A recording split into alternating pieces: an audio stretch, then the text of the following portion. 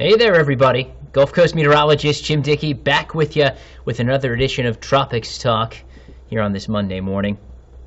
Just take a look at the satellite presentation. It's mesmerizing stuff, really. I think when we look back on the 2025 Atlantic hurricane season, at least I hope we look back on the 2025 Atlantic hurricane season, this is the indelible image of the season we'll think of years from now. Two named storms, two tropical systems swirling off to the east of Florida at nearly the same latitude.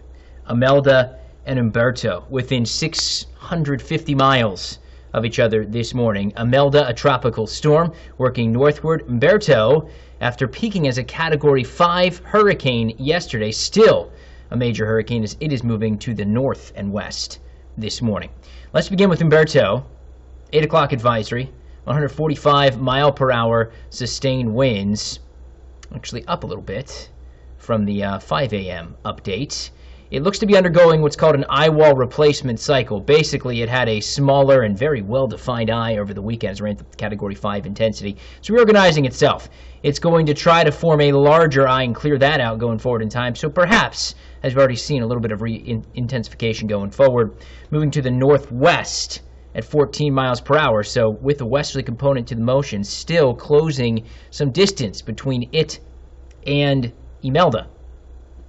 There's the latest cone, north and west, going forward through the day today, then it turned to the north, then it turned to the northeast. Gradual weakening expected.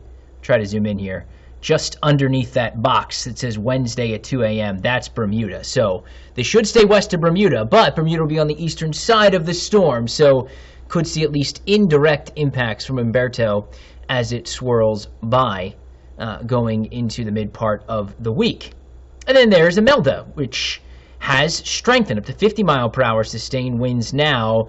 You can see over the Bahamas, over Grand Bahama, that is the center of Imelda. And it has held some pretty intense thunderstorm activity right over the center, showing sort of that concentric circle you look for with the thunderstorm pattern, with the cloud pattern over the center, all suggesting this is an intensifying storm. At least it has entered a period of intensification. Moving to the due north at 9 miles per hour, so not closing any type of distance between it and the coast of Florida. And yes, the good news is, in case this is the first time you're checking back in since Friday, there were some big shifts in the model over the weekend. With Humberto moving a little more quickly to the north and west, Imelda coming together a little more slowly, moving slowly to the north. These two will be close enough that they will interact with each other. The end result will be Humberto will, in essence, grab Imelda and will drag it out east with it to follow it. We'll reach out and grab it and pull it away from the coast.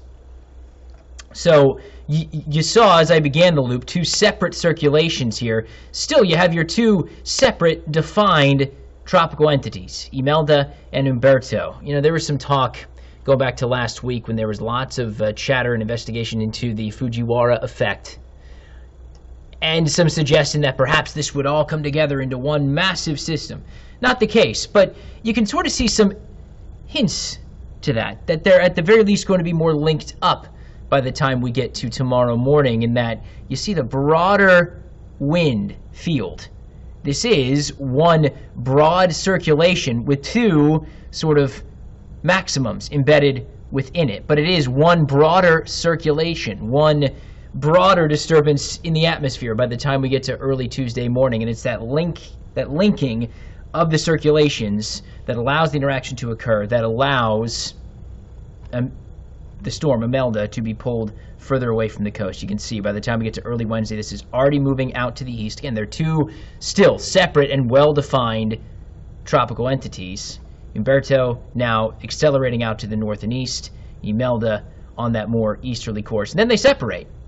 But at that point, Imelda will have been moved off of its northerly course by a ways and continues to move basically due east going forward. I think we'll be tracking Imelda for a long, long time, as once it gets yanked out to sea, it's going to sort of meander there, whereas Humberto quickly moves out to the North Atlantic and dissipates.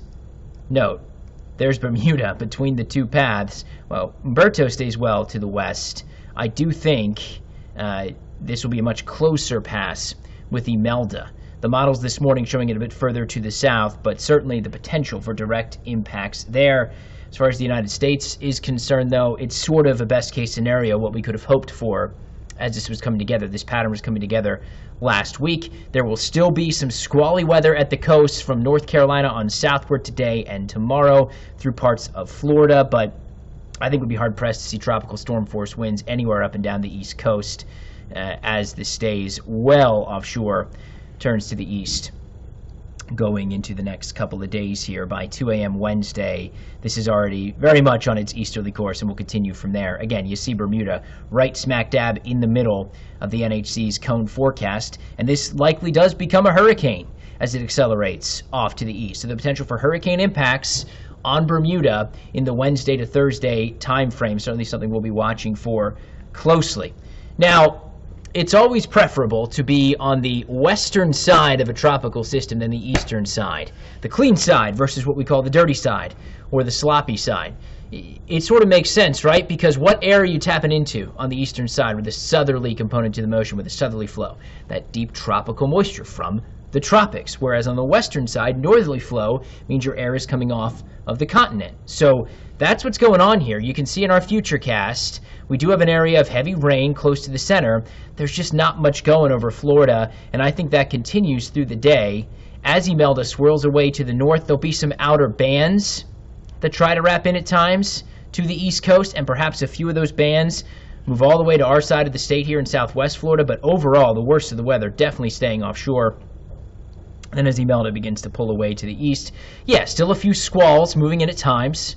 And there will be off and on downpours to track through the day tomorrow as well for the east coast and even to our side of the state. But as far as direct impacts, no, not in the cards. Just those off and on downpours we'll be tracking on the backside of Imelda's circulation as it pulls away. Hey, this is going to lead to really rough seas. No surprise, with two tropical entities out there in the Atlantic. You see the wave heights as we go forward in time here. By the center of Humberto, we're talking 20 to 30, 35-foot waves. In around Imelda, 15 to 20-foot waves. And those wave heights push all the way to the coast, to the Carolinas, Georgia, down to Florida, basically to Canaveral on southward. There'll be a high risk of rip currents too, so only the strongest swimmers should be venturing out there today, tomorrow, into Wednesday. See as Imelda pulls away, now we're talking 30-foot wave heights there in the central Atlantic. Still big wave heights, and that will lead to swells up and down the eastern seaboard by the time we get to Wednesday afternoon and evening. Of course, we'll be tracking both of these storms for you here at Gulf Coast News as we go forward through the rest of the week, so be sure you're staying tuned on air and online for the latest. Until next time, I'm Gulf Coast meteorologist Jim Dickey. Have a great